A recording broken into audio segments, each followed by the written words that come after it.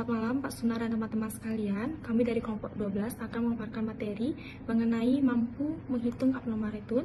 Sebelum itu, kami akan memperkenalkan diri terlebih dahulu. Perkenalkan, nama saya Manista Komulasari, nomor absen 27, dan rekan saya. Nama saya Nika Devayanti, nomor absen 23. Baik, materi yang pertama yaitu mengenai modal perhitungan abnormal return. Abnormal return adalah return yang didapatkan investor yang tidak sesuai dengan pengharapan. Abnormal return adalah selisih antara return yang diharapkan dengan return yang didapatkan. Selisih antara return yang diharapkan dengan return yang didapatkan. Sisi return akan positif jika return yang didapatkan lebih besar dari return yang diharapkan atau return yang dihitung. Sedangkan return akan negatif jika return yang didapat lebih kecil dari return yang diharapkan atau return yang dihitung. Abnormal return dapat terjadi karena adanya kejadian-kejadian tertentu. Misalnya hari libur nasional, awal bulan, awal tahun, suasana politik yang tidak menentu, kejadian-kejadian yang luar biasa atau bisa disebut dengan stock split, penawaran perdana saham, dan lain-lain. Menurut Hartono 2017-667, itu abnormal return merupakan kelebihan dari return yang sesungguhnya terjadi terhadap return normal. Return normal merupakan return ekspektasi atau bisa disebut dengan expect return atau return yang diharapkan oleh investor. Dengan demikian, abnormal return adalah selisih antara return atau tingkat keuntungan yang sebenarnya atau bisa juga disebut dengan actual return dengan tingkat keuntungan yang diharapkan expect return. Dan menurut Edardus 2001, membedakan return menjadi return yang diharapkan atau expect return dan return yang terjadi realized return. Dan menurut Jogianto 2009 mengungkapkan ada beberapa cara yang dapat dilakukan dalam penghitungan expect return. Yang pertama yaitu model disesuaikan rata. Mean adjust model. Model ini yang beranggapan bahwa return ekspektasi bernilai konstan yang sama dengan rata return realisasi sebelumnya selama periode estimasi. Adapun cara perhitungan return ekspektasi dengan menggunakan model ini adalah, kalian bisa lihat di sebelah sudah ada contohnya, yang dimana ERIT adalah return ekspektasi sekuritas ke-1 pada periode peristiwa ke T, RIT return realisasi sekuritas ke-1 pada periode estimasi ke T, dan T lamanya periode estimasi yaitu dari T1 sampai dengan T2. Selanjutnya nomor 2 yaitu model pasar market atau bisa disebut dengan market model, yang dimana perhitungan dengan model pasar dilakukan melalui dua tahapan, yaitu yang pertama membentuk model ekspektasi dengan menggunakan data realisasi selama periode estimasi return estimasi. Yang kedua menggunakan model ekspektasi ini untuk mengestimasi return ekspektasi di periode jendela atau bisa disebut juga window periode. Bisa dilihat juga dengan contoh yang sudah saya paparkan di sini. Keterangannya dengan ERT, expect return sekuritas ke-1 pada periode estimasi T, AI, intercept independen terhadap RMT, BI, slope resiko sistematis dependen terhadap RMT, EIT, kesalahan residu yang secara statistik sigma E, it sama dengan 0. Dan yang ketiga yaitu model disesuaikan dengan pasar atau bisa disebut juga market adjust model, yang dimana model ini beranggapan bahwa return sekuritas yang diestimasi sama dengan return indeks pasar. Kelebihan dari return ini yang sesungguhnya terjadi terhadap return yang diharapkan oleh investor atau bisa disebut juga dengan expect return atau juga dinamakan dengan abnormal return. Baik, selanjutnya adalah berikut langkah-langkah umum untuk mengetahui abnormal return. Yang pertama itu ada menghitung return aktual, yang dimana PT, harga aset atau saham pada hari ke T, atau PT ke-1, harga aset atau saham pada hari sebelumnya.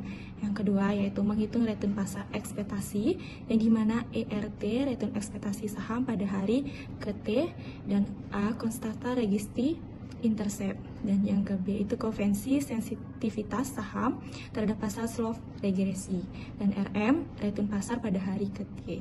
Dan yang ketiga itu menghitung abnormal return, yang dimana ART itu abnormal return pada hari ke T, dan RT return aktual pada hari ke T, dan ERT yaitu return ekspektasi pada hari ke T. Dan keempat yang terakhir yaitu kumulatif abnormal return atau bisa disebut dengan CAR, yang dimana T1 dan T2 adalah rentang waktu periode pengamatan, misalnya beberapa hari sebelum dan sesudah event. Baik, materi selanjutnya akan dijelaskan oleh rekan saya sendiri. Untuk materi selanjutnya saya akan menjelaskan mengenai perhitungan dan pengujian abnormal return. Jadi yang pertama perhitungan abnormal return. Pengumuman suatu peristiwa akan berpengaruh terhadap sejumlah K sekuritas dengan menggunakan periode estimasi selama 200 hari, yaitu pada hari keempat sampai dengan hari ke-203. Untuk membentuk model estimasi ini, maka perlu dikumpulkan data return masing-masing sekuritas yang pertama sampai dengan ke K dan return indeks pasar selama 200 hari. Jadi berikut adalah data return sekuritas dan data return indeks pasar selama periode estimasi. Nah, di sini bisa dilihat tabelnya. Untuk sekuritas yang pertama dengan menggunakan persamaan atau return sekuritas ini untuk hari keempat sampai dengan 203 diregresikan dengan return indeks pasar untuk hari yang sama, yaitu hari keempat sampai dengan 203. Demikian juga untuk sekuritas kedua dan seterusnya sampai sekuritas ke K, sehingga akan didapatkan K model return expectation. Nah, untuk model ekspektasi ini, nilai E dalam kurung RMT yang digunakan adalah nilai RMT. Hasil dari model ini juga menunjukkan bahwa nilai 1,67 merupakan nilai beta untuk sekuritas yang pertama, dan 1,23 merupakan beta untuk sekuritas yang kedua, dan seterusnya. Setelah model-model estimasi diperoleh, tahap kedua adalah menghitung return estimasi untuk hari-hari di periode jendela menggunakan model-model estimasi tersebut. Untuk periode jendela 7 hari, yaitu hari min 3, min 2, min 1, 0, kemudian plus 1, plus 2, dan plus 3. Data return masing-masing sekuritas dan return indeks pasar berturut-turut untuk periode ini tampak di tabel sebagai berikut ini.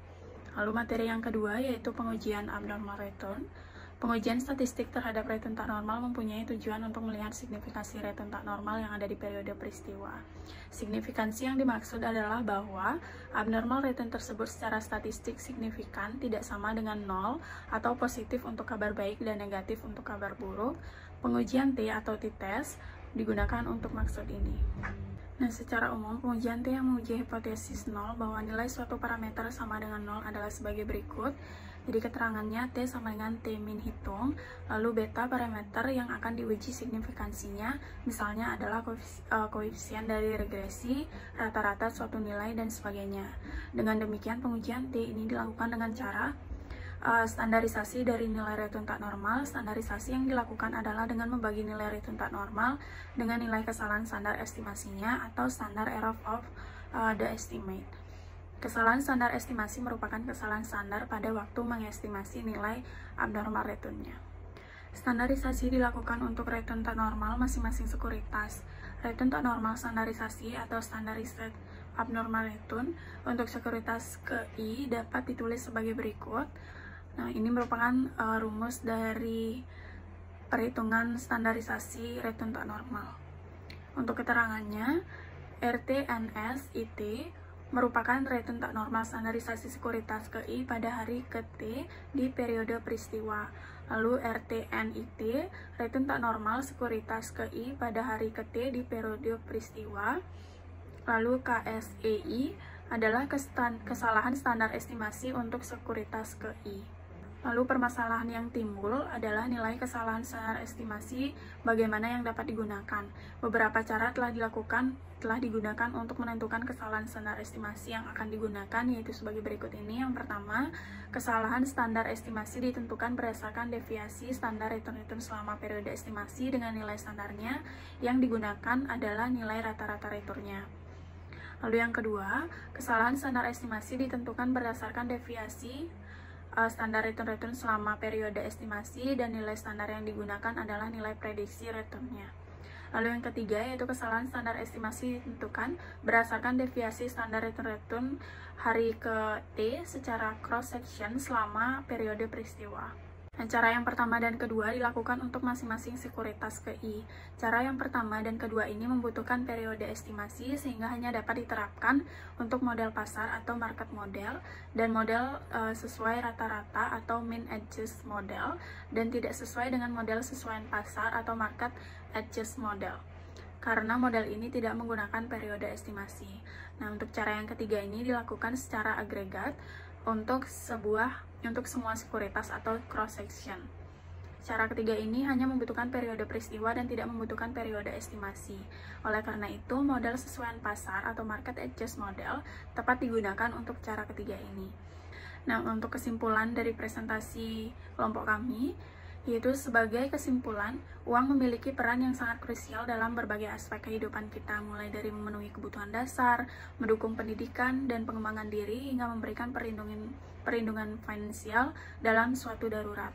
Nah, uang juga membantu menjaga stabilitas ekonomi dan memungkinkan kita untuk berinvestasi demi masa depan yang lebih baik. Baik, sekian presentasi dari kelompok kami. Mungkin jika ada pertanyaan bisa ditulis di kolom komentar. Kami tutup dengan selamat malam dan terima kasih.